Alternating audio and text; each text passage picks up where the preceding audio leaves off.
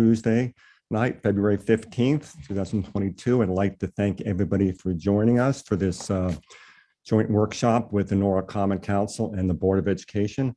I know everybody has busy schedules and I know people have things to do afterwards, so I really do appreciate your time. I'm going to introduce the members of the council who are here tonight. Colin, I'll let you introduce the board when it gets next. Myself, Tom Livingston, Councilman Keegan, Councilman McMurr, Councilwoman Ms. Revoluce, looking across is Ms. Shanahan, Councilman Mr. Goldstein, Councilwoman Ayers, Ms. Smith, Councilman Mr. Burnett, Councilwoman Ms. Alterman, Councilman Mr. Hulaman, Councilwoman Ms. Young, and Councilwoman Ms. Johnson, I think that, and Councilman Mr. Kites. I think that's all the council members present. We also have Mayor Rilling here as well. Did I miss anybody in the council? I don't think so. So just briefly, why we're here tonight. I think we all know why we're here. We're here the agenda is pretty straightforward to here. It's an opportunity for us to discuss the Board of Education's 2022-23 operating budget.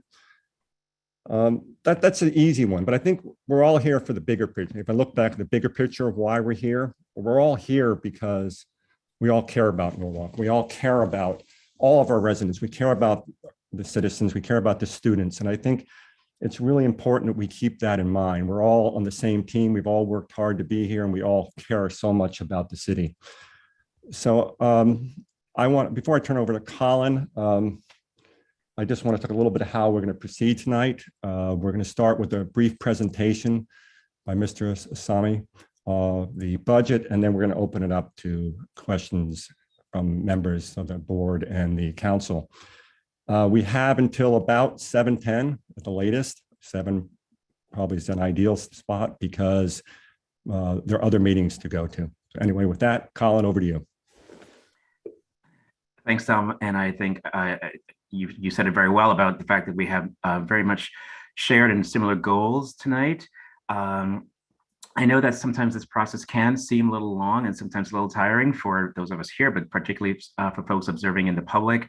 Understanding that much of this process is dictated by the city charter, and it's ongoing. As a board, we have voted on a recommended budget for the 22-23 fiscal year, and last week we also got a recommended budget from the city CFO on for the operating budget for the 22-23 fiscal year. In the meantime, there will be lots of opportunity for public feedback, including tonight's Board of Education meeting, and I believe there's a public hearing on Thursday. But up until the point where our council colleagues vote on the actual budget cap, we have a lot of opportunity for much discussion like this. We know that we're not going to agree on everything, which is, I think, a very healthy part of the process. But tonight is a great opportunity for us to ask and answer questions, especially for the benefit of our constituents. And just by way of introduction, not great with Zoom, but just to acknowledge the board members present, we have myself, we have the Vice Chair of the Board, Diana Carpio, Board Member Erica De Palma, Board Secretary Godfrey Azima, Board Member Janine Randolph, Board Member Sherry McCready Brown, and I think that's it for now. Did I miss anybody? And we also, of course, are joined by our ex officio member, Mayor Harry Rilling. And this is probably a good segue to introduce some of this NPS staff who are here with us, starting with our school superintendent, Dr. Alex Estrella. Thank you. Good evening, everyone. Do you want me to introduce them? Yes, thank you, Dr. Estrella. Thank you. We have a number of cabinet members here present today. We have obviously our CFO, Lunda Asmani, our Deputy Superintendent, Dr. Thomas McBride, our Digital Learning Assistant Superintendent, Ralph Balancisi. We also have our Assistant Superintendent of Operations, Sandra Fayos. We also have Assistant Superintendent of Schools, Robert Pennington. Education Director, Marianne Shepherd. We also have Human Resources, Lisette Colon, and Communications, Brenda Wilcox-William. We also have with us one of our principals, West Rocks Middle School, Dr. Adam Reynolds with us. Thank you. Before we get started, Colin, unless you have anything else, I don't know if the mayor wanted to say anything here. Thank you, Mr. Livingston, and thank you, everybody, for attending this meeting. It's so important that we communicate on a regular basis. As Mr. Livingston mentioned early on, we both have the same goals in mind, and it's always a challenging time to put together a budget where everybody's happy. But we try to do our best we can, and we try to take into consideration the needs of our public schools, the needs of our community, and we try to craft that budget in a fair way. So this is critically important that we have these kinds of meetings. We need to hear from you. We need to hear what your thoughts, what your plans, the things that you need in order to do the business of educating our children. So again, thank you, everybody, for attending, and thank you, Mr. Livingston. All right, so Colin, I want to get right to it. Maybe Linda start with this brief presentation. Sure. Dr. Estrella, did you have any remarks before I get started? Oh, you can begin. Okay, thank you. I'm going to attempt to share my screen.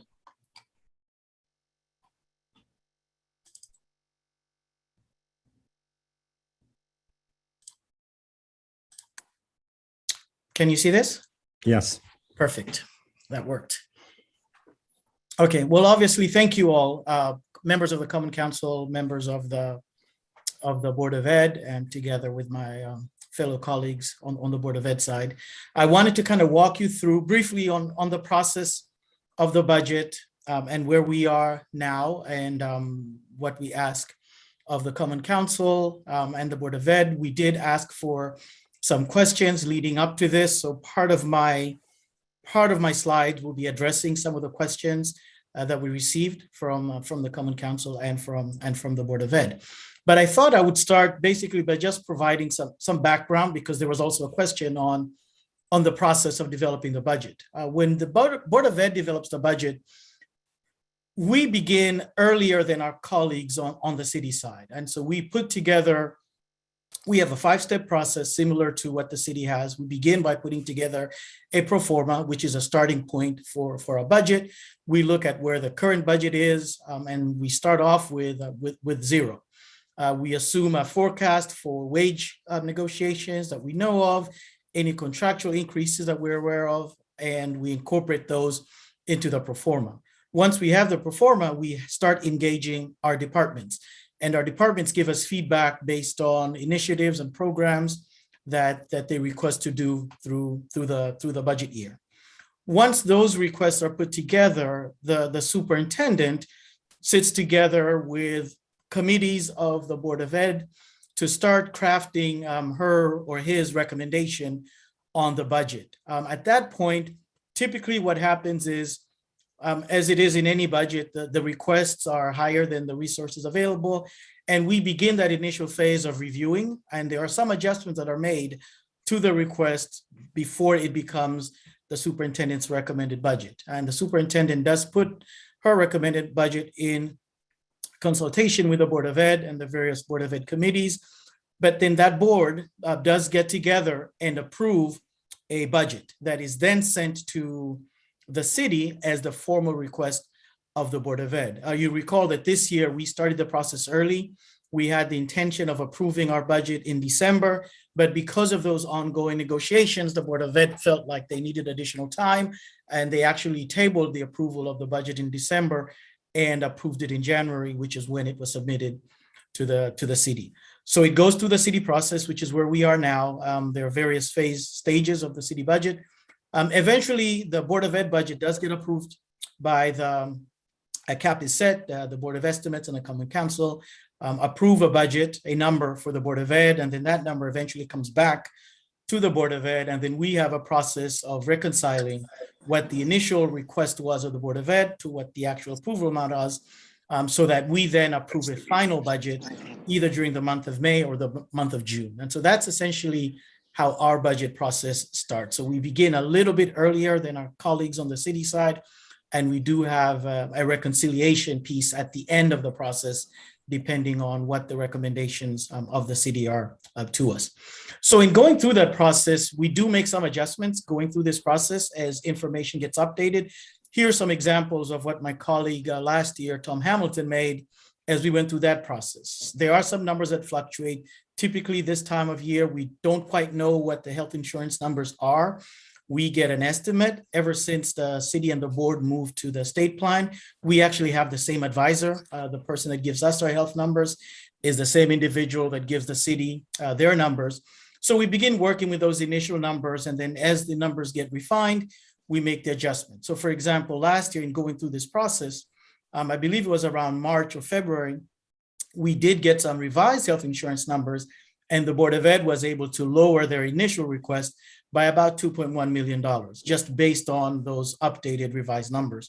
So even though our health insurance cost increased, it went up to 4.6 million versus 6.7, which were those initial forecasts. And we anticipate that will happen again this time as well. So as we get these revised numbers, we provide those updates. And so this slide kind of looks at the starting point from last year. You know, we began with an original request.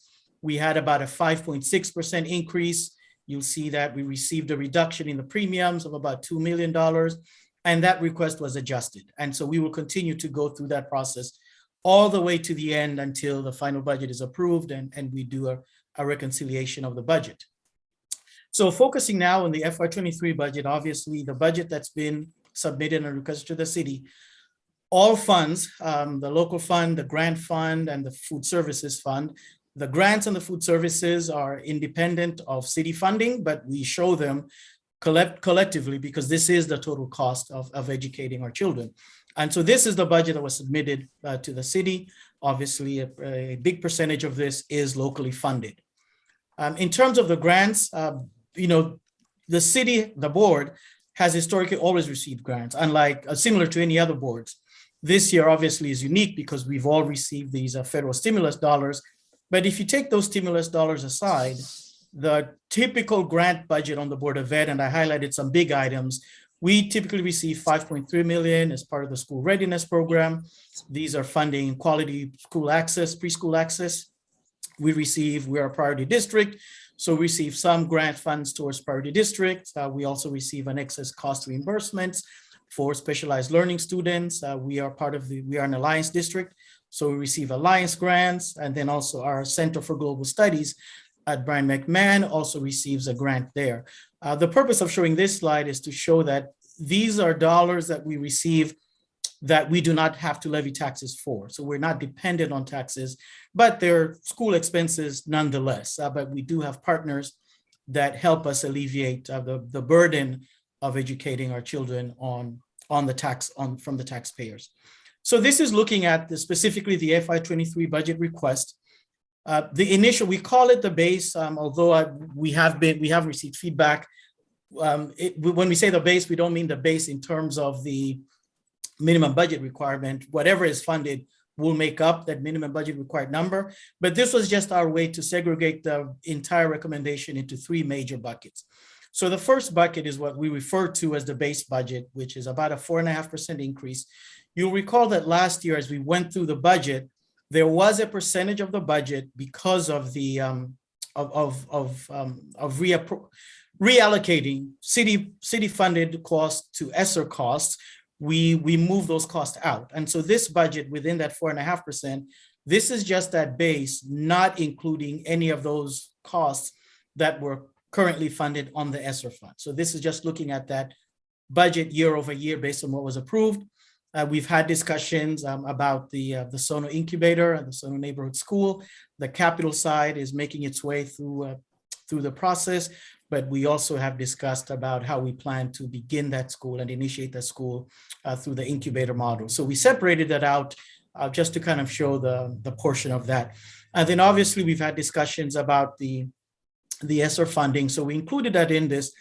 And the purpose of putting this money here is obviously every time we use Esser funds for ongoing expenses, there is an opportunity cost. There are things that we are not spending Esser dollars on because we're using them to supplant the local funding. And so that was an initial plan on getting us there. And I know that there are many other ways that we could get there, but that was just our initial request when we put this budget together, was to kind of highlight that this is something that needs to be addressed in the upcoming years. So looking at the FY23 budget that was sent to you, just breaking it down in terms of the core services of the district.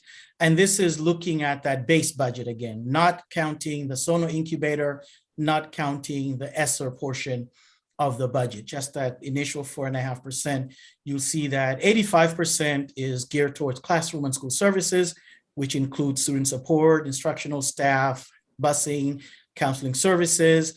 5.6% are business expenses, which are IT, HR, legal, accounting, payroll services. About 5% goes towards operations, which is maintaining safe facility, functional environments for students. These are our buildings, maintenance expenses, and so forth. And then obviously we are in the education business, and there is a significant amount of professional development that goes with that. So there's about 2.5% that goes towards professional development. And then we have overall general administration of the district, which accounts for about 1.5%. And so that's how one way that you could divide the pie of the locally funded budget. Another way to look at the budget, we often talk about we are a people business because this is what we do. And this is another way of looking at the staffing distribution. Where are the resources, the human capital for the district? Where is it? And so you could see that majority of it, obviously, because we have elementary schools more than any other types of school. So a good chunk of our 1,700, and these are looking full-time and part-time positions. In the health insurance world, we would call them belly buttons, for lack of a better word. So these are actual people. So it's not adjusted for any FTE counts or anything like that, but these are actual bodies that are working every single day within the district. And you could see that a big portion of our human resource capital is towards elementary schools, followed by high schools and the middle schools. So you see like the first three chunks account for the majority of our human capital needs. We have instructional support, that some of that is centralized in central office, but it does provide supports to our schools. That support is not at the school level, but is district-wide. And so we have elements of central support that's provided there. And then you obviously have central office, which includes finance, HR, legal, your typical central office functions. And then we separated out facilities, which are our crews that are working to maintain our safe and efficient use of our buildings. So that's how we distribute the human capital. And so when you think about the Board of Ed budget and you say 85% or 90% of our budget is capital, human capital, this is how that human capital is distributed across the district. And it's not uncommon for school districts to look like this in terms of their allocation of human resources. So among the questions that we received and we're attempting to answer today is the level of detail and the amount of information that the Board of Ed provides, not only to the public, but to our counterparts on the city. So you recall that as part of this process, when the superintendent makes the recommended budget, we put together our version of the budget book. We typically distribute about 85 copies. Every single council member gets a hard copy of this book. So do senior staff members, both on the city and on the Board of Ed side. So what information is included in this book? So this book is about an 80-page document that we put together every year. It includes the superintendent's message. This year, because of the uniqueness of the Esser grants, we provided a discussion on Esser funding and how the Esser funding is appropriated. We have discussions on here on our facilities, our enrollment statistics are included in this book. But then we also get into the actual dollars and cents, what it takes to run the district. So within this budget book, we have a summary of all of our funds by major budget categories. We discuss the general fund in great detail by major categories. We also talk about grants and program funds and the food services fund, even though these are not funded by tax dollars, but it is the cost of doing the business that we're in. And so we provide that information as well. But then we drill a level deeper after those general summaries. We provide line item information by object, we provide line item information by department. And we include this for the general fund and for the major grants as well. And because we're in a unique business that some of our terms are unique, we also provide a glossary of terms just so that we provide that additional clarity and information of what is the underlying information that's here. But in addition to the detailed information that we provide in our budget book, you may be aware of the city budget book, which is an outstanding book. I've had the privilege of working on this when I was on the city side. It is an award-winning book recognized by the Government Finance Officers Association for the quality of the product. But in addition to the information that we provide on the Board of Ed side, the city budget book provides quite a bit of detail of the Board of Ed budget as well. So beginning on page, I believe this year it begins on page 170. There are about 3 pages or 5 pages worth of line item detail on the Board of Ed. This year, we actually have 131 lines of specific line item Board of Ed expenditures. And so this is an example of these lines. This is just the first page, but there are 131 unique lines of Board of Ed expenditures. We include 2019, 2 years of actuals. So this current book has 2019 actuals, 2020 actuals, the current year budget, and the budget that's been approved. And so we provide that level of detail in the city budget book, in addition to the level of detail that we provide you in the budget book that we produce on the Board of Ed side. And therefore, I think for those that question the amount of detail that is provided and included, this is the level of detail that we provide. And I pick on Rick McQuaid because he's my buddy on the town clerk. I compare that with the town clerk budget page in the same budget book. You'll see that on the sound side, on the city side, we just provide historical budget at the higher object level, personnel, contractual, supplies. That is the level of detail that we show on a city department, but you compare that with the level of detail of the Board of Ed in the city budget book, you'll see that we do provide quite a bit of detail, both historical and current year. So I did want to also spend some time talking about the federal stimulus, because this is a topic that we've had discussions on. So the purpose of the stimulus, as the name implies, was to stimulate the economy and to provide enhancements. And I think the city has done a really good job of allocating those funds and identifying what are those enhancements within the confines of the grants. On the city side, we're doing new initiatives towards flood mitigation, community services, economic development, high-speed fiber optic cable. All of these things were the intent of that. Now, obviously, we went through the budget process last year, and you know that when the Norwalk Board of Ed side, the first thing that we had to do in terms of determining how to use these funds was to, first of all, deal with making ourselves whole because of the policy decision made last year of using Esser funds for local dollars. And we did that because the Esser funds do allow us to provide these services as an enhancement, not as a supplanting, but we were able to do that and to make things work as instructed last year by our colleagues on the city. So we use these dollars initially to provide summer school relief, social workers, school counselors, math improvement teachers. So these were positions that we were initially hoping to fund from the local budget. But then in addition to that, because of doing that, there were some unmet needs, and I'm not going to read through these slides, but we do have an unmet needs in academic intervention, social emotional support, enrichment programs, safety and security, which were the intent of these Esser dollars.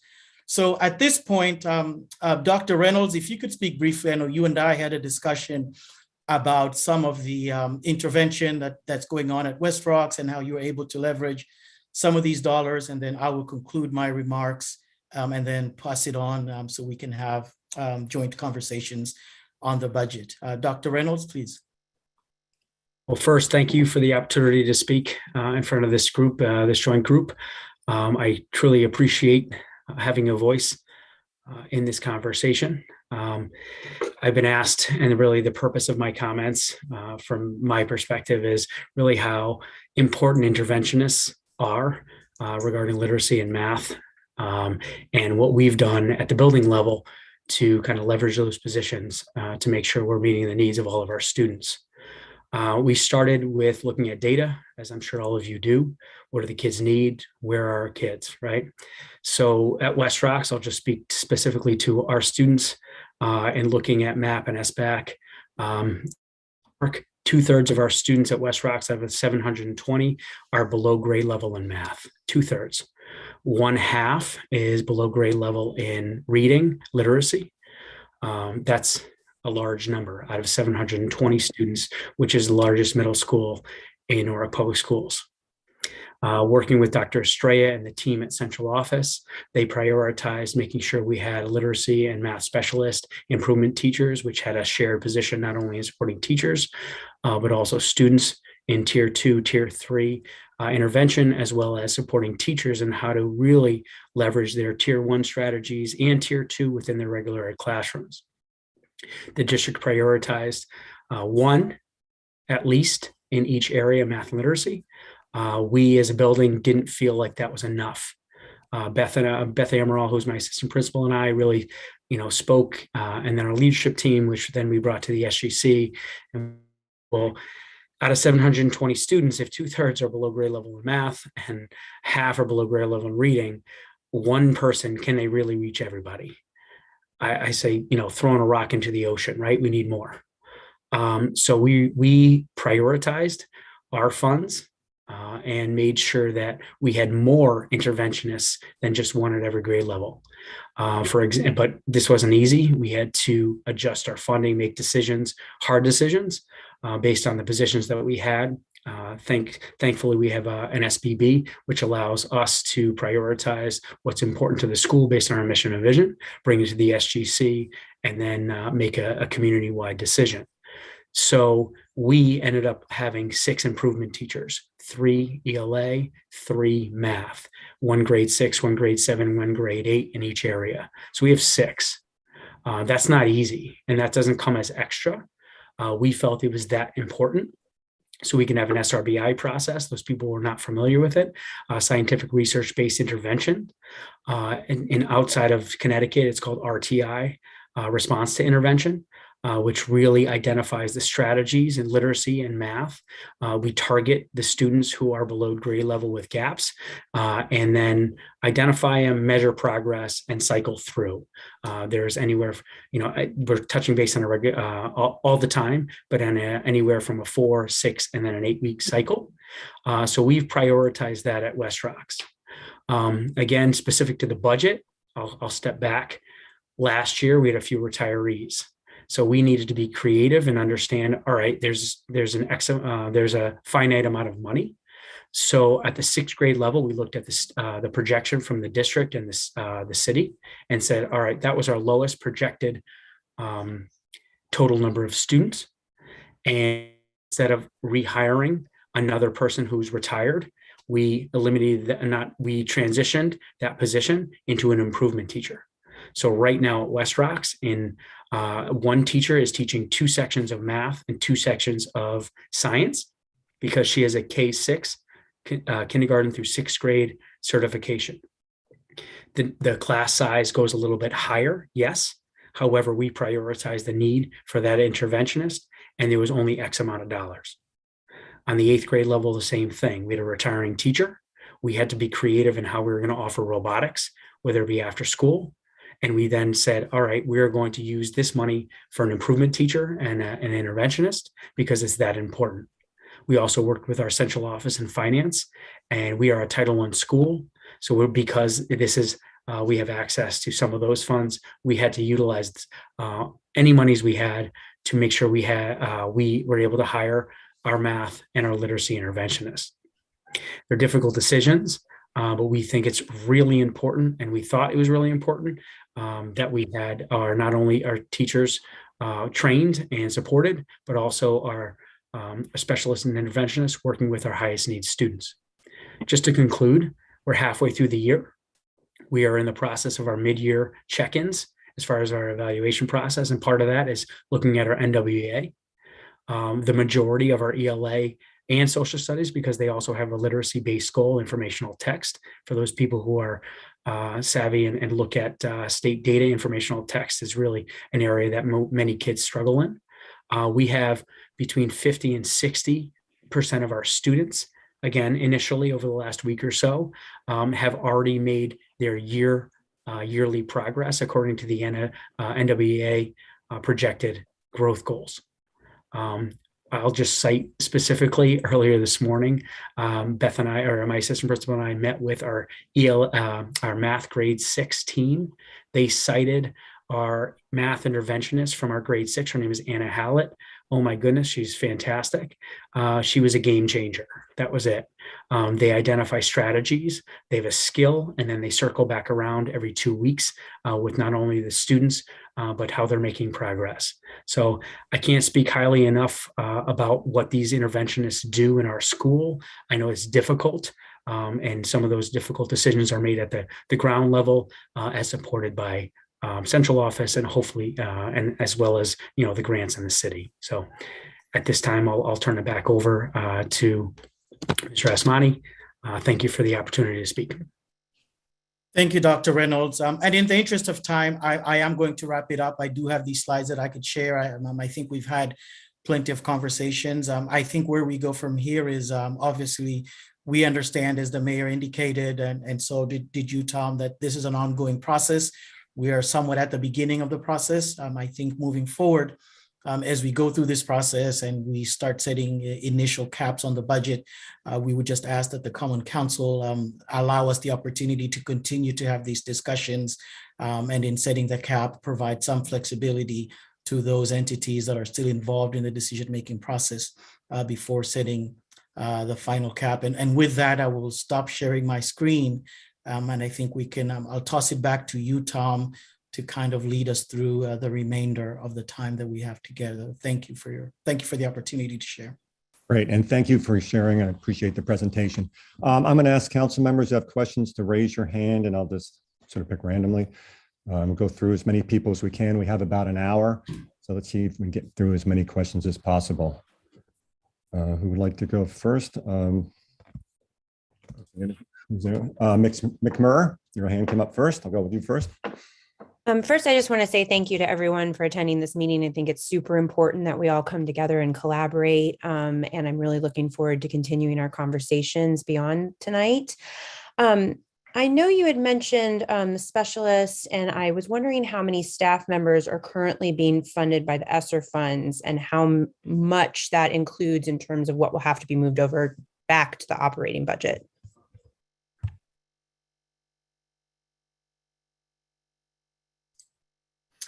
I am pulling that up now. I did have a sheet with that information not too long ago.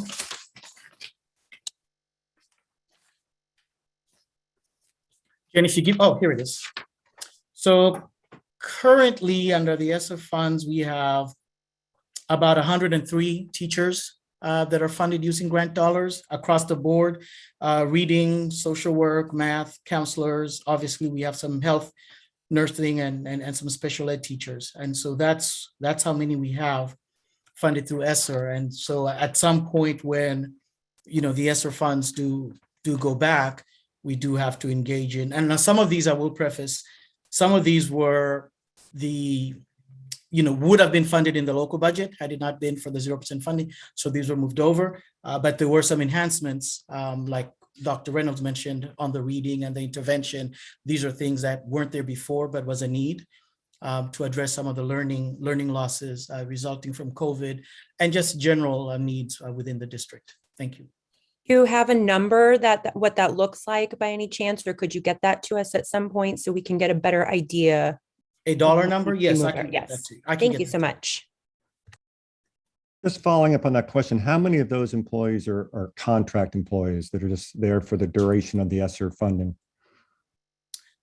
So, and I was rushing through the slides, but I did have a slide that spoke to that. And here, let me share that with you real quick. Can you see this slide? Yes. Okay. So here's an example of our, this was reading and intervention teachers. And I'll get you the exact count, but you'll see that when these positions were posted, we had this disclaimer at the very bottom that all of these positions were contingent on funding because they were grant funded. And so these positions, the individuals in these positions are aware that these are grant-funded positions, and this was something that was discussed with our union, but I can get you an exact count unless somebody on the call has. That's right. If you can get it to us. Sure. Yeah, we get, one of the things that we're trying to do, Mr. Livingston, is we're putting together an FAQ of some of the questions asked so that everyone has access to the document. And also, as individual common council members ask different kinds of questions, we want to make sure that all common council members have access to the information. So we will be, as we update the FAQ, we will be redistributing the document with the responses to the questions asked. We'll make sure to include that. I think one piece to preface is that last year when we were looking to bring in the math and literacy specialists in order to minimize costs, as I think Dr. Reynolds articulated, we had to sacrifice some things to bring in other services. So we reduced the magnet budget by $1.5 million to be able to fund some of the reading and math specialists. Unfortunately, because of the way the budget rolled out last year, we were really unable to make those accommodations, and some of the specialists had to be rolled over into the Esser funds. But we tried our very best last year to try to balance costs by readjusting spending in other areas. Great. Thank you. Ms. Johnson and Ms. Alterman. Thank you. And thank you so much for this opportunity. It's always important for us to get together, so I appreciate it. I'll get right to my questions. First of all, I just want to know, I've heard some different figures. What is the percentage increase you need to just meet contractual obligations? I'll take that. So currently we're at 4.5% for the contractual, but that does not include the positions that are funded on the grants, because those positions are still in the grants. So the 4.5 is 4.5 based on this year's budget.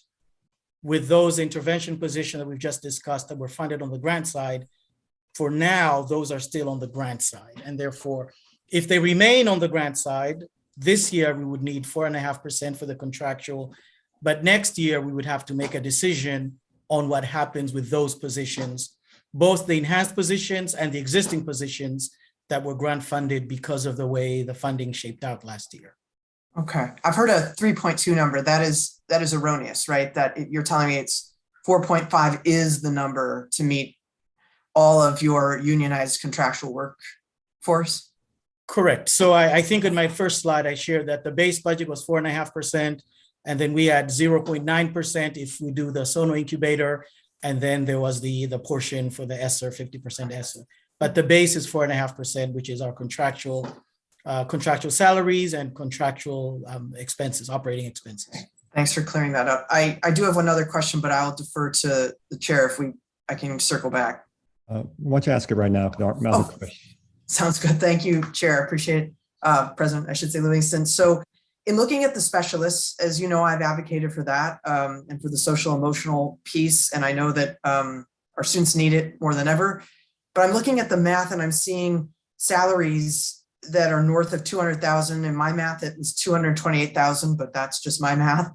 I imagine some of that is benefits. Can you elaborate a little bit more on in that salary that I'm seeing in my math for the specialists?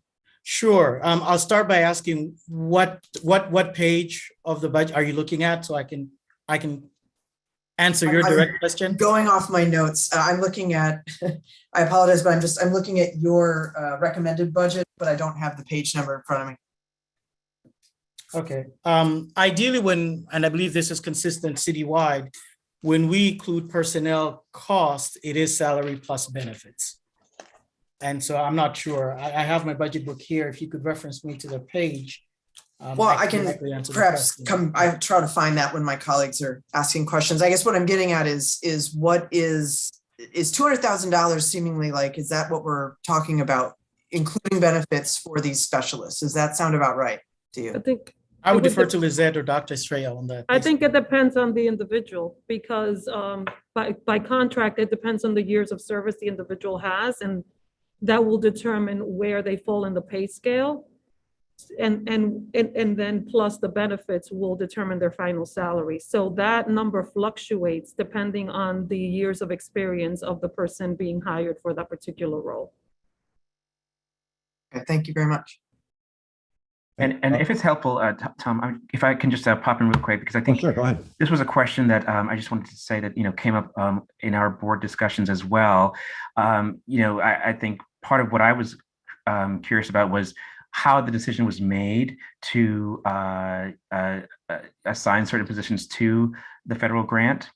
And the answer that we got on the board was, which makes sense, was that most of the grant is funded through reimbursement, and we wanted to stay as much as possible within the parameters of what was most earmarked for reimbursement, as opposed to putting like just regular operating expenses on that federal grant. So these positions clearly fulfill some of the original intent of that federal grant. I just wanted to share that because I think that was a question that came up on the board side as well. And I know we are with limited time, but I also wanted to open it up for any other board members. If you have questions or input, you can also raise your hand, and we'll make this as an interactive discussion as possible. Chair, can I add something? Please. In the context of what you're saying, Esser came with parameters in terms of how we could spend the money. And particularly one of the things that was a big pillar of the parameters that they provided was learning loss. So we needed to ensure that part of what we incorporated was addressing that need. Also, the social emotional component was another pillar that we needed to make sure was infused in how we were allocating and spending the dollars, which is one of the reasons why we transitioned those roles into the Esser dollars, because they were in alignment with the guidelines established by the grant itself. I guess that leads to a question I've been asked a number of times, which is those Esser grants, I guess, expire in a year or two. I guess the question is, what was the plan? What is the plan after those funds expire? I mean, I guess you spent, and looking at the chart here, about $15.5 million of the Esser funds. And I mean, even assuming that the city had given the like 7 or 8 million last year, that's an additional $7 or $8 million. What is the plan in terms of those positions once the Esser funds expire? So like I articulated earlier, one of the things that we had done was infuse some of the specialists into the $1.5 million that we had repurposed from magnet dollars to support those programs. And we were also, in terms of PSD and Title I, looking at ways in which we could utilize those resources to also fund those interventionists. When we were, we didn't get the funding that we were hoping for last year, that formula that we were trying to build upon was not feasible anymore. So the only way possible for us to really support that structure was infusing it in Esser and making it clear to the personnel transitioning into those roles that there was a possibility that those roles would have to potentially be eliminated after the resources were depleted. And there was great concern about that, right? Because why take a role that could potentially in a few years become obsolete? But we had to make those hard choices because our students needed the support and interventions, and that was the only way we could do it. This is one of the reasons why we're trying through this budget process this year to address some of that challenge in how we are funded. And that's why we're asking for the 9.1%, because we want to level set, right? These interventionists should have been in our schools pre-COVID. And now COVID has exacerbated the need for them. And right now we're just talking about one interventionist per school. And as you heard Dr. Reynolds articulate, it is not enough to meet the needs of our students. Mr. Pennington actually, and we can share that with the Common Council as well, created a breakdown, given the percent of students needing tier 2 and 3 interventions, what is a healthy number of specialists that each school would need to really effectively support students? And we actually created a analysis to look at not only the specialists, but also around school counselors and social workers. Where are we? And what is it that we need to really fulfill the need that currently exists in our schools? So there's no easy solution to the question that you're asking.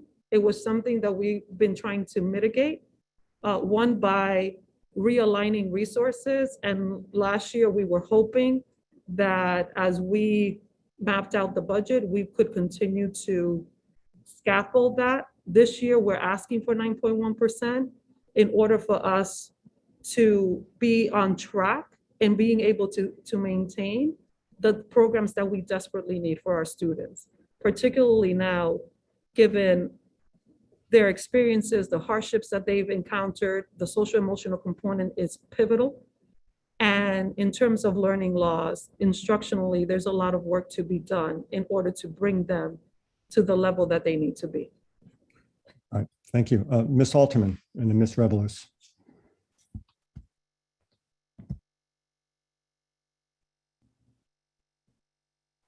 Mute. Hi, thank you, President Livingston. Sorry about that. I just had a couple of, I think, clarifications. So I've heard a lot of comments, about our students being behind reading level and underperforming in math levels. I had done some research before I even decided to run for council back in November. I found that the last two state accountability reports that I believe it was 2019, because COVID then took over, they haven't been able to do it. We exceeded expectations. So to me, I would like to say thank you. The clarification that I have is, can anyone just, in a way that the public can understand, right? Not so much for the council or other Board of Ed members, but could you speak about the differences that happened pre, during, post-COVID? Because the other point that I wanted to make is, if you compare us to surrounding towns, we get, it's my understanding that there's about $4,000 less per pupil.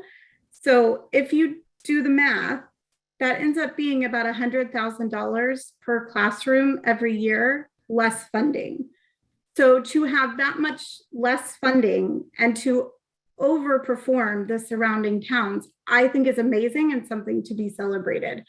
I am really passionate about this, but again, if you guys could speak about the difference between like being able to exceed expectations then with COVID and flat funding, I think it might be a good thing to just explain to people what happened.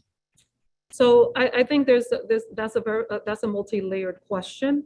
I think first and foremost, we, relative to districts similar to ours, are doing very well. Obviously, we were the best in the state in terms of the urban school districts when those metrics were being measured.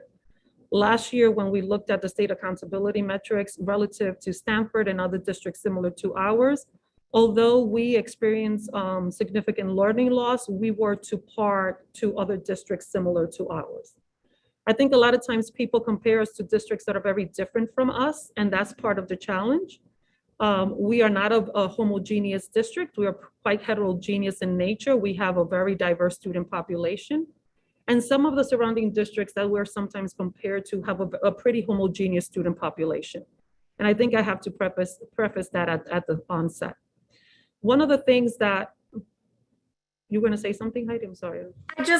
I'm doing my best to make sure that people, like other people watching, are you talking about how we have like at-risk students, a higher amount of special education and multi-language learners?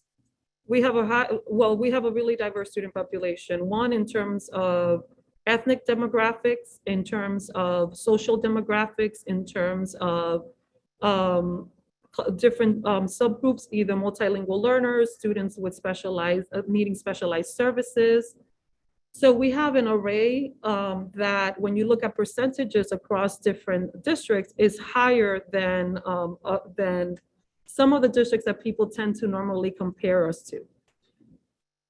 That coupled with looking at those particular subgroups, particularly our multilingual learners and students receiving specialized services, one of the things that we notice is that although we've made significant strides, there's still a lot of work to be done. For instance, our graduation rate for those two subgroups is hovering at 60-something, about 62%, which means we have a lot of work to do. Just by looking at those two subgroups and providing the adequate services, we can skyrocket our graduation rate in our district. So part of what we're looking at is how do we provide effective programming and services so that all the students in the district, including those in gifted and talented, how do we continue to enhance those programs so that they have additional opportunities that they might have not thought of? For instance, IB is an area that we're trying to expand K to 12 versus just offering it at the high school level. And then with all of these other programs, how do we continue to effectively service students so that they can also achieve at the same rate as their general ed peers? So that's part of the work. And in doing that, it requires personnel rethinking about how services are being provided, which is a lot of the work that we're trying to do. Even with our magnet programs, we're looking at what are the things that every school needs to continue to provide those services, but also how do we set metrics of accountability to ensure that when someone says we are a school of the arts, that the metrics associated in being a magnet program that focuses in the arts are being met as well. I don't know, Heidi, if I answered your question. No, you did. I mean, that was good. I see there are other people, so I won't ask my third question. That was plenty. Thank you. Thank you. We have 7 people raising hands, so I'll just ask everybody, both questioners and answerers, to try and keep it as brief as possible. Ms. Revolus. Okay, hi. I will keep my question short. Hopefully you could hear me. The one thing I do want to say, just because piggybacking a Councilwoman's question, Norwalk is comparative, and our comparative areas, I think people need to understand our DRG. The towns that we're comparative to is Ansonia, Danbury, Derby, East Hartford, Meriden, Stamford, Norwich, West Haven. That's, I think, for our community to understand. These are the comparative cities in Connecticut that registers to Norwalk. Not the surrounding areas, but those in particularly A. My second question is I think the elephant in the room is that a lot of the funding of where things have been funded prior and what's happening that can redirect certain funds and our central office and being heavy in funds right there is the elephant in the room, and what everyone is kind of, at least with concerns, are pointing to. My biggest question for everything, though, is one thing that's been hitting my mind is before this administration, we were in a trend where our student population was decreasing. And as much as we keep adding, I wanted to know, are we paying attention to the families, and particularly the ones that are affected and need the help, but financially won't be able to afford that help? Are we paying attention to a trend of declining student population, and how does that affect the dollars being asked for now and a population that will be smaller but still need that same funding? I'm just wondering, where is that being spoken of? So our population trend has not been declining. It actually has been increasing over time. COVID created a little dip, and we're back up this year in terms of our enrollment numbers. Our focus has been to really look at all of the programs across the organization to ensure that all students are being served.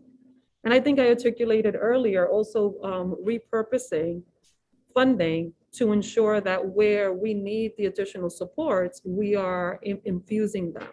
Even with Title I, which is grant funding, we structured the formula to ensure that all schools that had students that required additional support were receiving funding.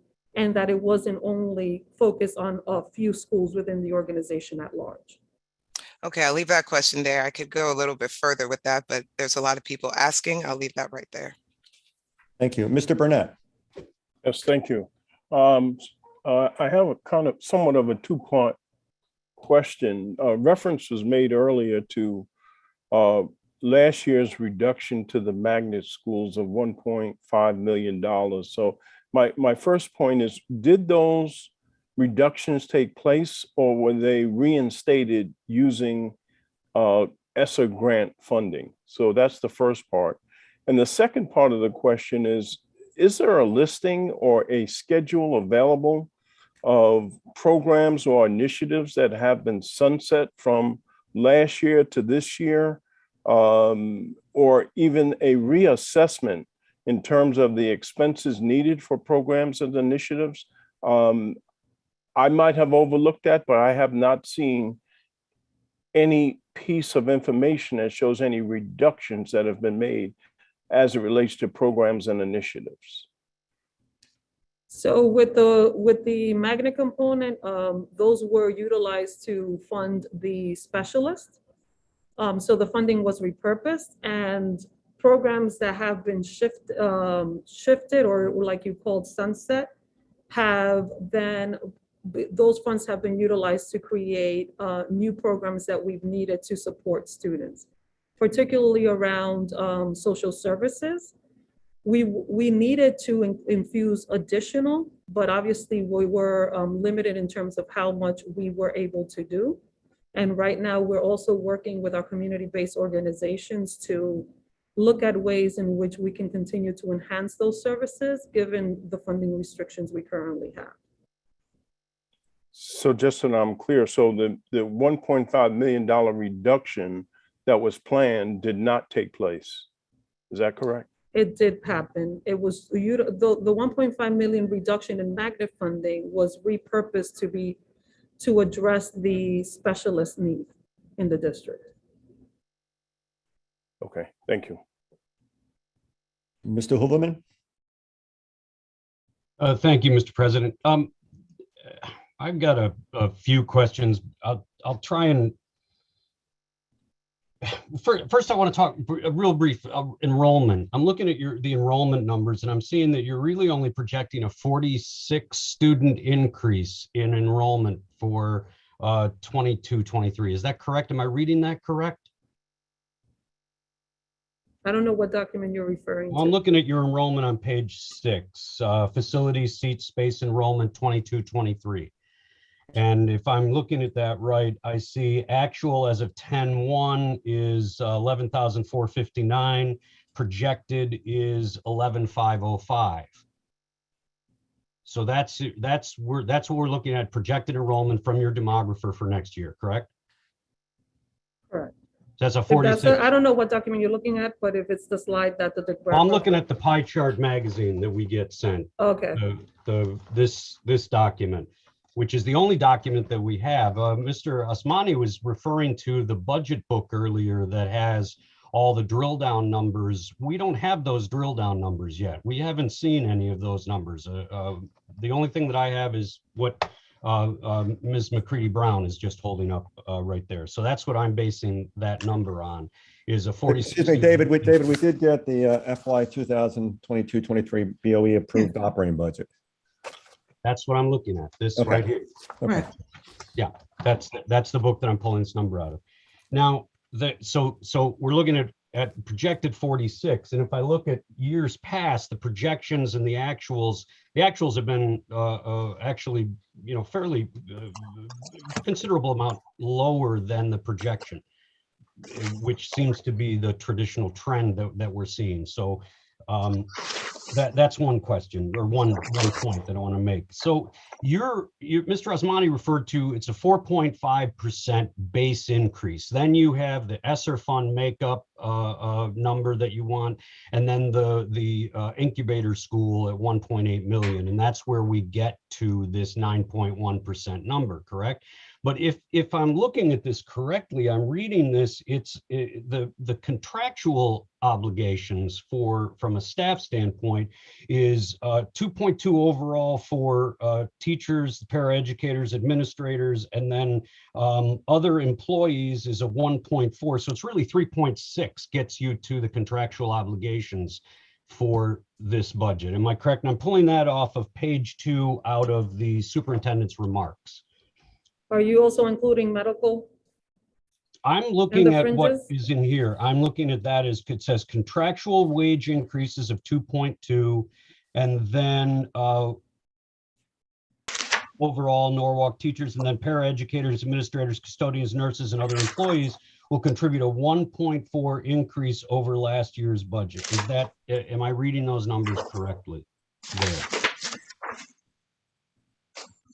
So that's 3.6, and then add 0.9 to that, we get to the 4.5%, which is your base increase that you're looking at.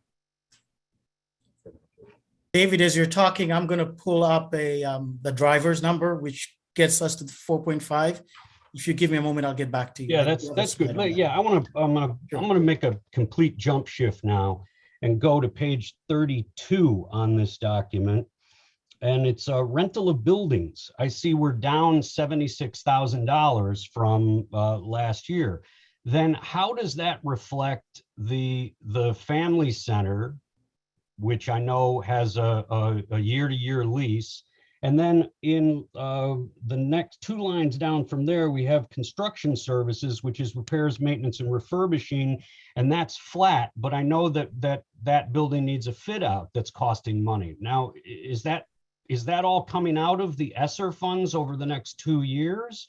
I don't see that accounted for anywhere in here, and so I'm confused because if you remember, we had a number of conversations in the finance committee about that program and the costs of that program, and I'm not seeing that particular program just reflected in here. So I'm having a hard time sort of following some of these things. And what would add to this would be, I'm curious if there's actually a breakdown of the Esser expenditures. I mean, I see page 5 and we see the totals in and what's been expended, but I'm curious as to what the actual breakdown of those expenditures as compared to what we've been discussing this evening about the expenditures that are going to basically FTEs that are eventually going to have to either be absorbed, or whether it's been worked out that you have an obligation or a way to be able to let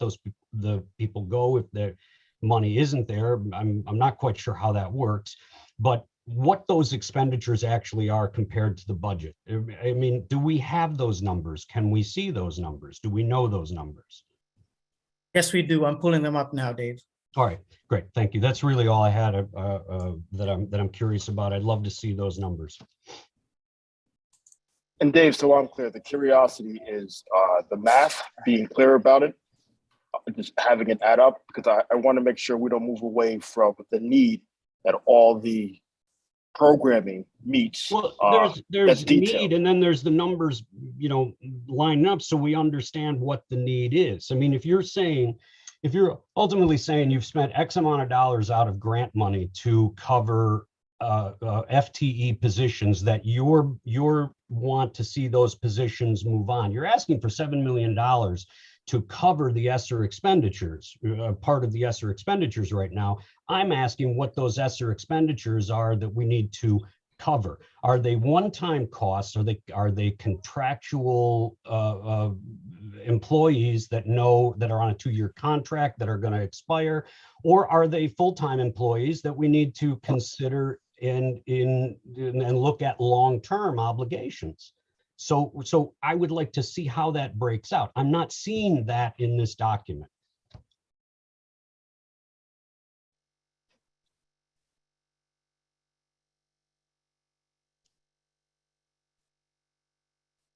So that's mine, it's just what you're. Sure. Are you seeing this slide? Yes. We see it. Okay. Yes, I am. Thank you. Okay. So this is a presentation, a slide. I believe we made this at the Board of Finance meeting, but it does break down the Esser funds. Mr. Asmani, your slides are moving. Sorry. So this breaks down what the Esser funds. So we received the Esser in tranches. And so this is showing what the actual expenses of the SRs, the one-time expenses. On this slide at the very top, I have the recurring expenses of Esser. At the bottom, there were a series of one-time expenses, and it's broken down by the Esser 2 and Esser 3 grants. And so it has a total, and you'll see over here towards the very bottom, the family center, I believe that you're referring to, that is in fact funded out of the grant because it is an eligible expense. And so that's where that funding is currently. Great. Can we get copies of this? I never received this. Yes. Yes, this is part of if you refer to the email that we sent a few weeks away to all members of Common Council, this presentation is part of the link that we sent to all members of the Common Council. We can forward this again, but if you look at the list of all of the PowerPoints associated with the BOE budget, we incorporated this presentation there as well. Okay. I want to keep moving if I could. Ms. Ayers?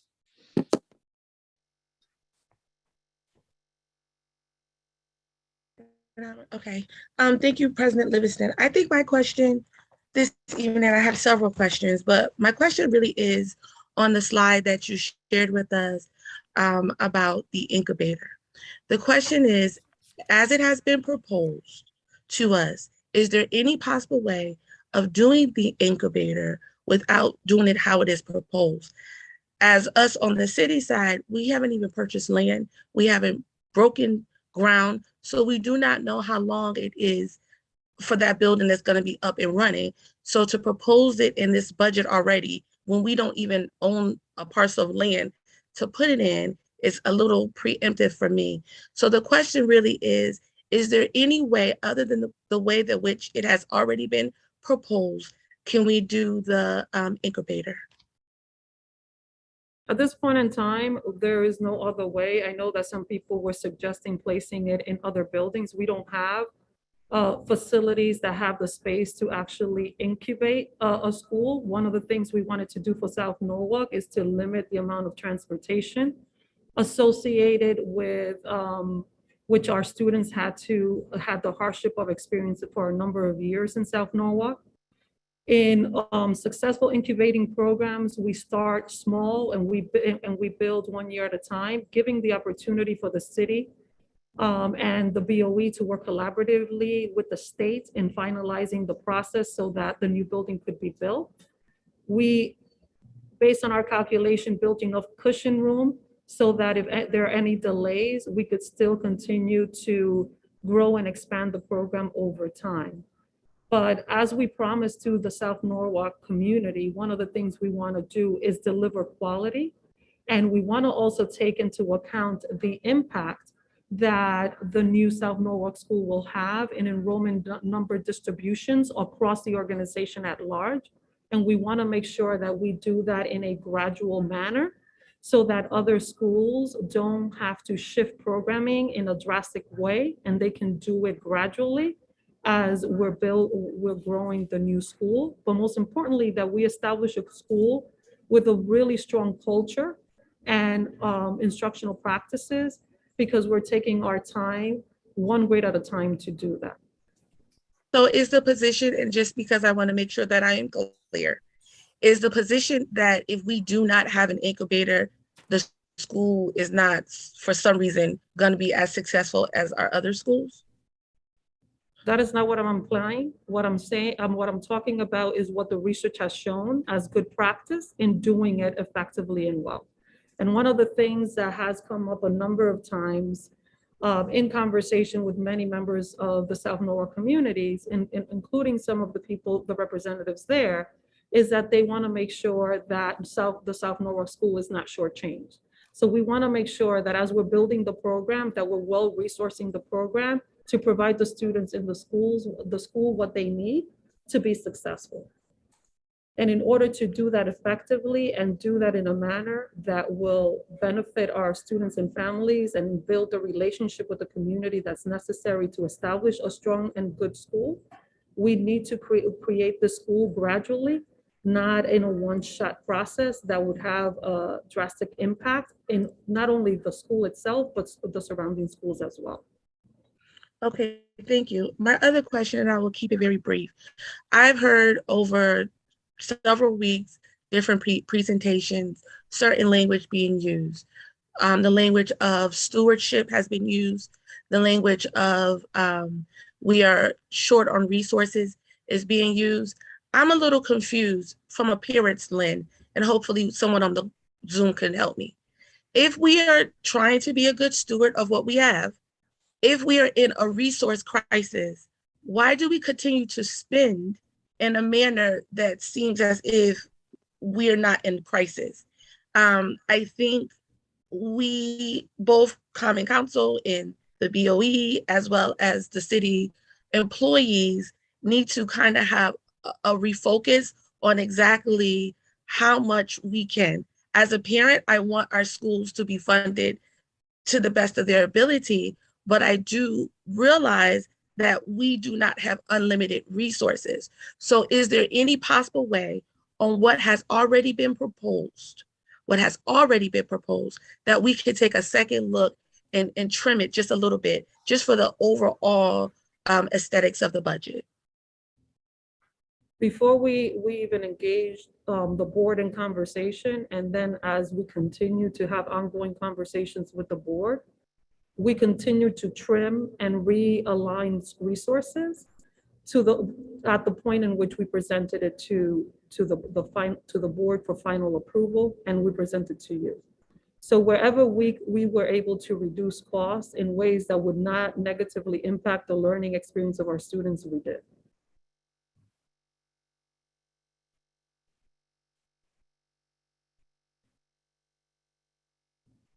Ms. Ayers, you finished?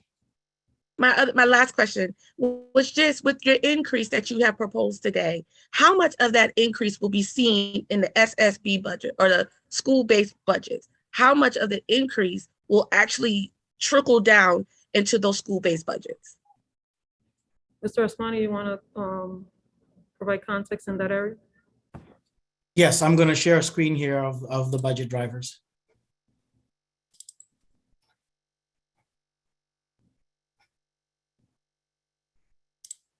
And as you do that, I think I have to preface the fact that besides the SPB budget, there are also resources, especially like the interventionists, the school counselors and social workers are being funded centrally, as well as a lot of the instructional supports.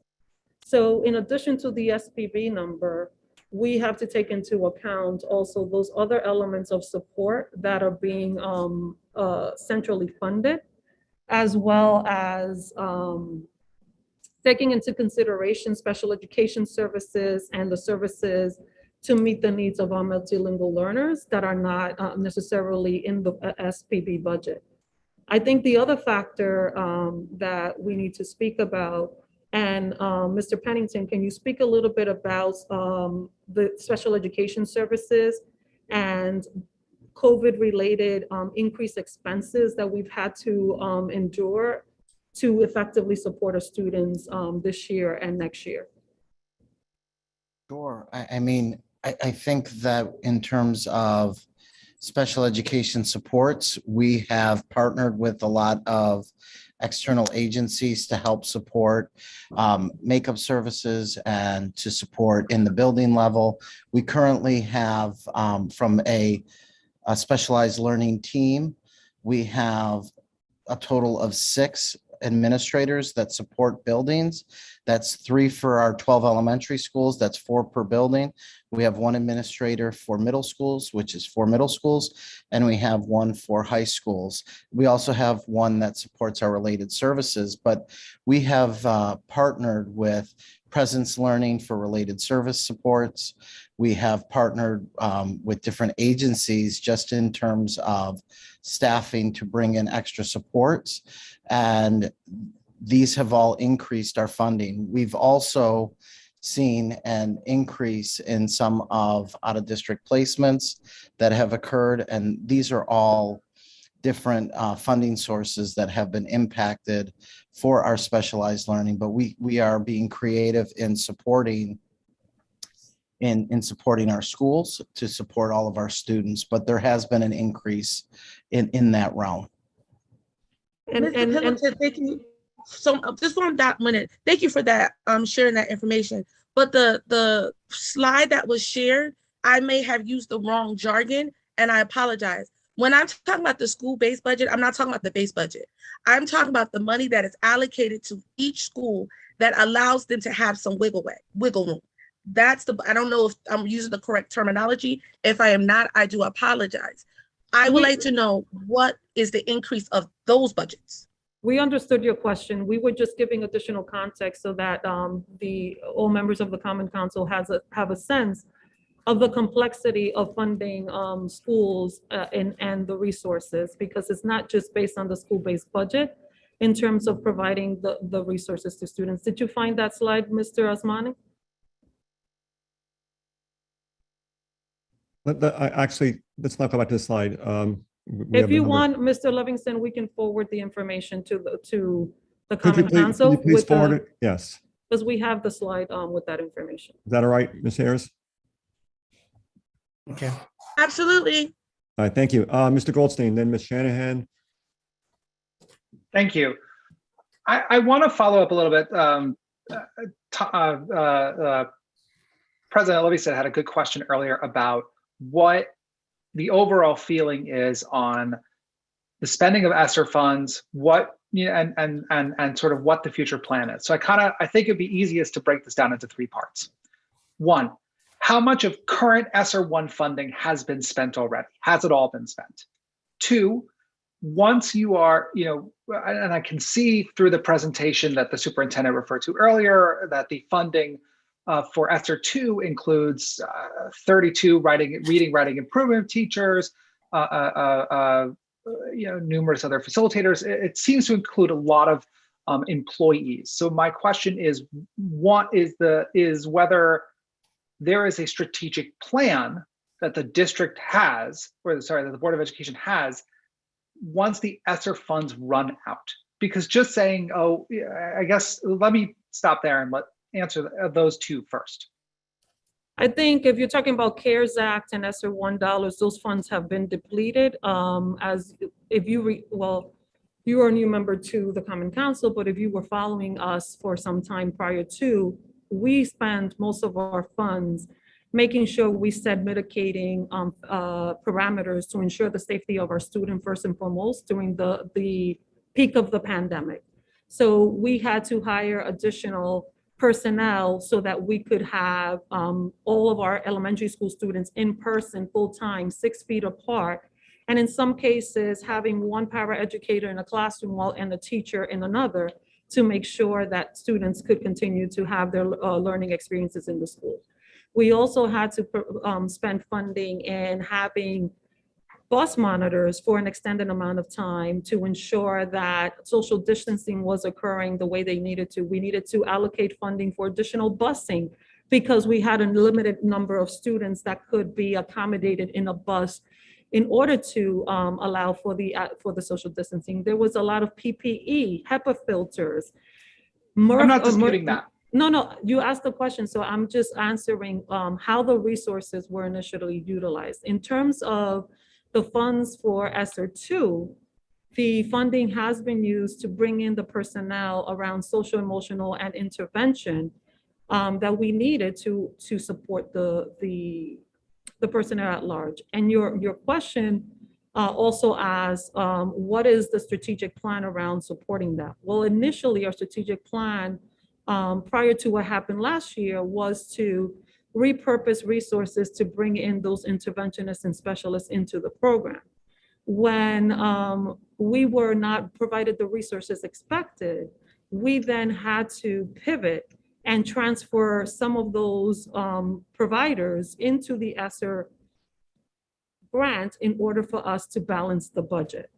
So this is why this year we're asking to please fund us at the 9.1%, so that we can ensure that as we move forward, we won't have to let go of personnel that we desperately need. And two, we can level set the system so that students can, once and for all, start to receive the services that they need. Because based on my initial listening and learning tours, so many parents expressed to me that a lot of their students were not being identified and needing specialized services because we didn't have an Esser BI structure in the district. So we wanted to ensure that we put these elements in place, one, because they were lacking, and two, because given COVID, it was absolutely necessary given the number of students that needed the additional supports and interventions. Okay, so what I get from that, and I'm not, the thing that I'm trying to figure out is, given these hires that were done through the Esser funds, whether there is a contingency plan or any sort of strategic plan of how you are going to maintain those employees, that essentially the sourcing of that funding, because all that I'm hearing right now is that it's conditioned on and almost dependent on a substantial increase to the budget. I'm wondering if there's a strategic plan to try and come up with, innovative or collaborative funding sources so that it's not just coming straight from the municipality. So one of the things that we've done is constantly apply for grants and look for external resources as well as philanthropy dollars. As you know, the district doesn't have a data and analytics structure or team. We actually went out and advocated for funding through our philanthropists, and we're having this structure set as a result of that advocacy. We understand that we can't fully rely on the municipality to fund and resource our schools. So we've constantly made a concerted effort to look for grants and other resources to do that. Last year for the summer school program, we partnered with the Maritime Aquarium so that we could have a really robust summer school experience for our students, because our students were basically incubated in a common space and we wanted them to have outdoor experiences.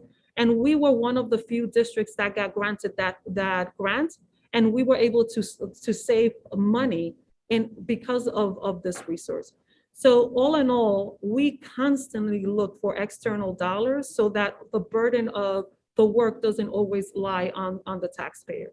In terms of the strategic process, the challenge again, and I'm going to go back to what happened last year, if we were not flat funded last year, we would be able to better mitigate some of the challenges that you are articulating. We had a strategic plan. It just didn't manifest itself in the way we planned it. I'm sure I have plenty to follow up, but I see there are other members of the council, so I want to give them a chance to speak. But thank you. I'm going to just interject. I know Tom mentioned earlier, we do have a hard stop because there's a board meeting tonight as well. I know this is the first of many conversations, but I do want to just give us a time check. We have about 5 minutes. Ms. Shanahan. I'll just make a quick comment. First of all, I do appreciate this joint meeting. It's very helpful and there's been a lot of information shared. I thank you for that. I'm getting live streamed, as they call it, from a lot of our constituents asking a number of questions. And I think most of the questions that I'm getting from our constituents is, what can we focus on the instructional support of our children? What's the breakdown between in classroom versus outside of the classroom expenses? Is there a sense of how we're spending our money and that amount? And I'll keep it at that, despite a number of other questions. We can provide that information, Lisa, and provide it to you. Most of our funding is based on in-classroom support, from providing special education intervention services for students. The SRBI structure is all in-classroom support. The multilingual learner structures of support. All the coaches are in classrooms providing support. So all of the components that we have philosophically put in place to support our the work has been focused and targeted to support in the classroom. Even with a central office team that I know that's an elephant in the room, like somebody articulated, everyone in central office is expected to be in schools, supporting schools and providing services in the schools. If you go to central office during school hours, you will find very few people there because including myself as the superintendent, we spend our time in schools. Ms. Smith. Yes, thank you, President Livingston, and thank you all for this presentation. It has been very helpful. I have advocated for and support interventionists who work with our children, and I am glad that we are addressing that with Esser funds, and hope that that is something that we will be able to move forward and continue with. But I would like to go back to that elephant in the room. I do hear from a lot of constituents. I talk to a lot of teachers, having been a teacher myself in our schools. I am hearing many complaints about a bloated central office staff. And while I absolutely appreciate that that staff is in the schools and working with our kids, you know, I just have to ask some questions about that. You know, many of our teachers live here in Norwalk and are taxpayers, and they, you know, are frankly concerned, really concerned with what they're seeing. So, you know, for example, you know, a directory, that's something that, you know, has been available to us in the past, a directory of central office staff, so that we know, you know, who's working with our kids and who's doing what. And one of the questions that I have based on that is regarding the school quality review team. I know that you have, you know, a team of high-level staff there working on that. And I guess around that, specifically at the high school level, I wonder what the need to have such a burdensome process with the school quality review when we're already doing NEASC at the high schools. And it seems that it's, you know, NEASC is free. And so, you know, that's what I'd like to hear more about, is the school quality review. So I think I want to focus the conversation, given time, to the purpose of this meeting, which is around the budget.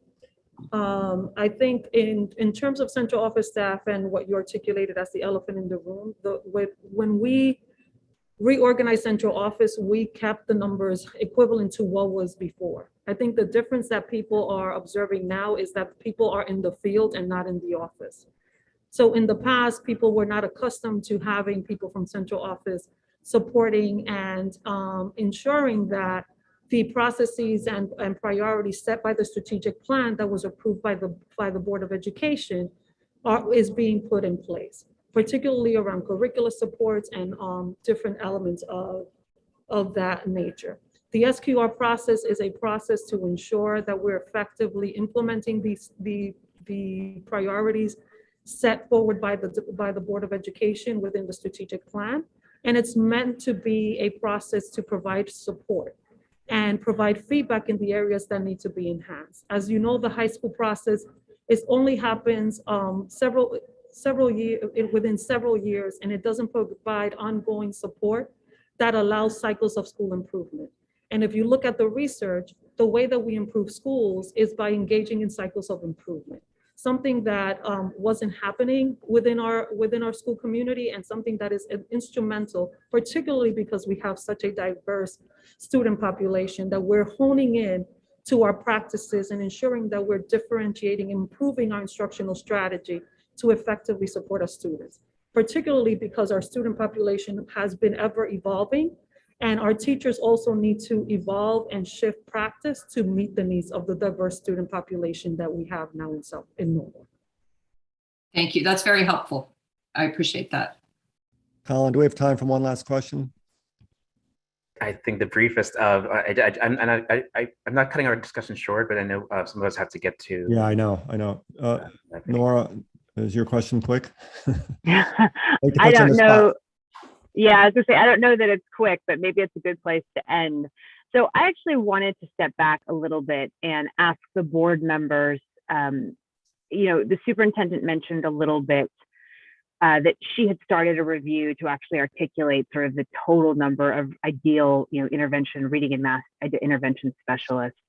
You know, and we've been talking a lot at the council level, as I know many of you have heard, about the fact that we're running up against the capital budget cap, you know, that we are really agonizing this year about the balance between recognizing that the schools need additional funding, that, COVID and our student body, among other things, really puts a tremendous burden on our schools. And at the same time, recognizing that we don't want to drive families out of Norwalk, and that property taxes, because they're the only way we can raise revenues, have a disproportionate impact on our lowest income families.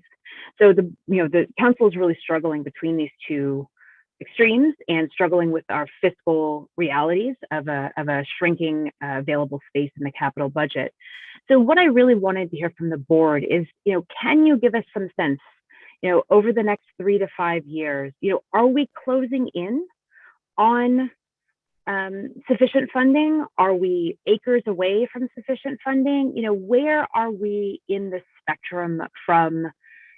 Obviously, we are. I recognize that everything that we are seeing suggests that we are still suboptimally funded. But are we closing in on optimal funding, or are we still long distance? And what's your projection of necessary increases over the next 3 to 5 years, and where might that take us? Appreciate your question, Nora. But I don't want to look past the fact that we've been planning to meet need and really having to respond to keep programs in place that are necessary. Projecting a wish list or being able to further discuss measuring the benefits of practices and outcomes of programs we haven't done yet. This is following a historic period in education that it's never seen. And to think that we can do more when it's needed with less, it only keeps us in the position to really plan a pivot outside of minimal needs being met. And I think the beauty of your question gives light to really looking at how is it that we're acknowledging need and assuring that it's getting met. But I don't know if that can be answered because we can't go past us having to plan in response to shifting funds and choosing which programs we'll have to minimize or if not offer yet. Which all just puts a hold on meeting our kids' needs each and every time we come to that situation. I could jump. Oh, Go ahead, Erica. I'll just say, to jump in very quickly, the SRBI process that Dr. Estrella has put into place is supposed to get in front of late referrals for students with disabilities. And that in and of itself will have a payoff in the end, because what we've seen historically is that they've been identified late, and there's a critical time frame in addressing that gap, and there is an expense to having to refer them over to special education. So what she's doing now is going to save the taxpayers money tomorrow. And I think it is a good, thank you, Erica. Thank you, Godfrey. I think it's a good question to kind of bring us to a close tonight, Nora, because I think that's part of the challenge of public education. We all know that it is a landscape that is constantly shifting, and that we are still in the moment of a pretty unprecedented challenge with regard to the pandemic. And that came at a time when we were, to be quite honest, playing catch up. As a district for a host of reasons. So my personal philosophy is every step gets us one step closer. It's hard to say like we're here, this is optimal. It's constantly changing, but we have to keep pushing forward. And I very, very sadly on that note, want to say this has been, I think, a very meaningful conversation. I want to thank Mr. Livingston for helping to bring us all together. I want to thank all the members of the council and the members of the board for what I found was very, very focused engagement. I hope that it was meaningful for the folks in the public who are following along. And I know that we all look forward to continuing this discussion. It's not easy, but we can do it. So Mr. Livingston, I don't know if you want to have any closing remarks. Yeah, no, I just want to echo your comments, Colin. I really do appreciate all your help and efforts in this. Dr. Estrella, Mr. Osami, the Board of Education, the Common Council, the Mayor. As I said before, we're all here with a common goal, and I think communications and meetings like this are really helpful. And I personally found this very helpful, very enlightening, and very useful. So I hope we can continue to have the dialogue. Maybe it's not in meetings, maybe it's just in other forms of communication, but I do think it's helpful. And as I said, we're all working for the same goal, and I appreciate everybody's time and effort tonight. Well, on So that with note, that- thank with you that- again. Gary? I just Thank you, want to, everybody. in addition to all the thank yous, I just want to make sure that we thank the staff for pulling this all together and for having Absolutely. all of the information, because it helps to create an understanding about all of the hard work that's taking place. And I'm talking about the IT people, the curriculum staff, everybody who has been so helpful in pulling this together. Thank you. We do Thank you. appreciate it. We missed Mr. Dakowitz tonight. Maybe he'll come in next time. And I say motion to adjourn? Yeah, Diana, go Okay. ahead. Okay, motion to See you at the adjourn. next meeting. Have a good night, everybody. Thank you. Thank you.